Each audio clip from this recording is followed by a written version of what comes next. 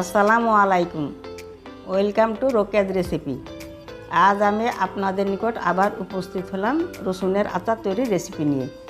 কতগুলি টিপস সহ রসুনের আচার তৈরির প্রসেসটা আমি আপনাদের সাথে শেয়ার করব। রসুন অনেক গুণে গুণান্বিত। রসুন আমাদের শরীরে চর্বি ও কোলেস্টেরলের মাত্রা কমায়। রসুন হার্ট অ্যাটাকের ও হৃদরোগের ঝুঁকি কমায়। রসুন ক্যান্সার প্রতিরোধকারী। আরও কত গুণ। আমরা প্রতিদিন রসুন খাওয়ার চেষ্টা করব। আর কথা না বাড়িয়ে চলুন আচার তৈরির প্রসেসটা শুরু করি। এখানে আমি 400 গ্রাম রসুন নিয়েছি। রসুনগুলো ভালো করে ছিলে ধুয়ে নিয়েছি।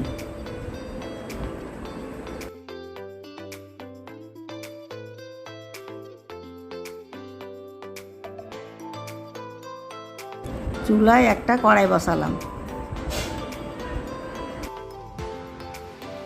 তাতে 1 কাপ সরিষার তেল দিলাম।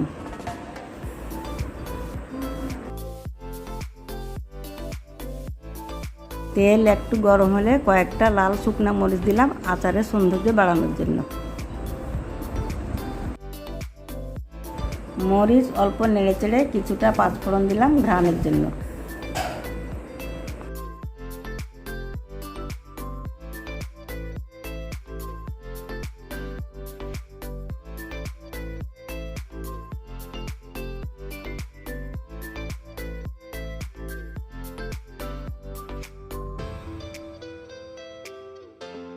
পাঁচফোড়নের ঘ্রাণ বের হলে রসুনগুলো দিয়ে দিলাম।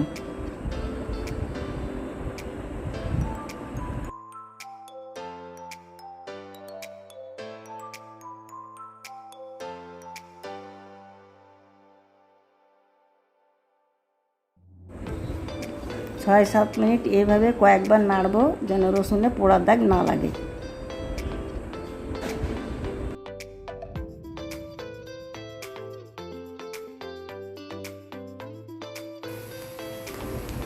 সরিষার তেল খাঁটি হলে এভাবে তেলে প্রচুর ফেনা হবে। রসুন অল্প নরম হলে পরিমাণ মতো লবণ দিলাম। 2 চা চামচ মরিচের গুঁড়া।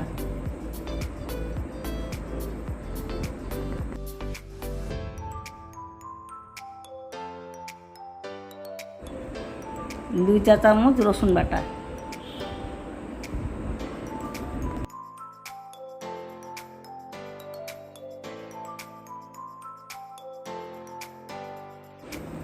এবার 1 টেবিল চামচ সরিষা বাটা দিলাম।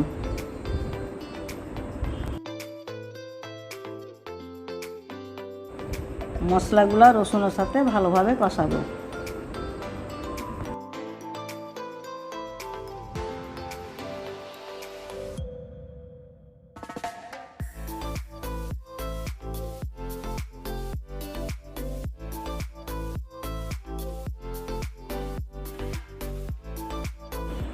মশলা কষানো হয়েছে।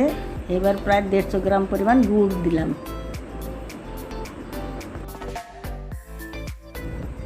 আপনারা আপনাদের পছন্দ মতো কম বেশি মিষ্টি দিতে পারেন।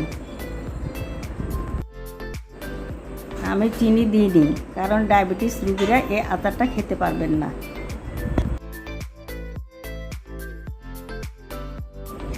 গুড় সম্পূর্ণ গলে যাবার পর আমি 1/2 কাপ তেঁতুলের কাপ দিলাম।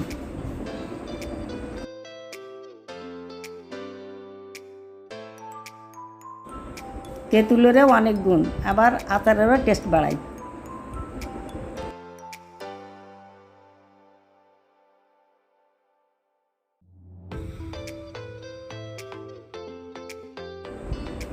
আচার দীর্ঘদিন সংরক্ষণের জন্য এবার 2 টেবিল চামচ ভিনেগার দিলাম।